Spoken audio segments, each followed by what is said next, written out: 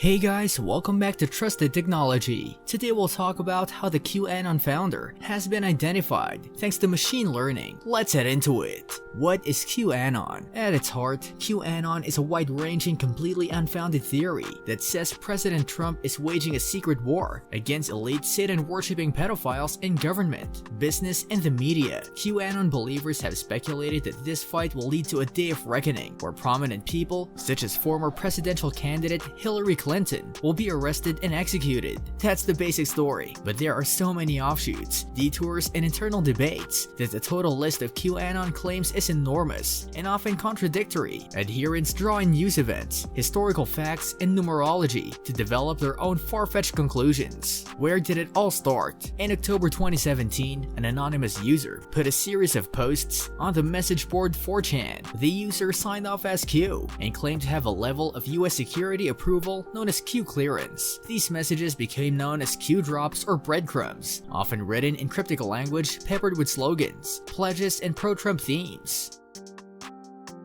What impact has it had? QAnon supporters drive hashtags and coordinate abuse of perceived enemies, the politicians, celebrities, and journalists, who they believe are covering up for pedophiles. It's not just threatening messages online. Twitter says it took action against QAnon because of the potential for offline harm. Several QAnon believers have been arrested after making threats or taking offline action. In one notable case in 2018, a heavily armed man blocked a bridge over the Hoover Dam. Matthew Wright later pleaded guilty to a terrorism charge. A Pew Research Center study in September 2020 found that nearly half of all Americans had heard of QAnon, double the number from 6 months before.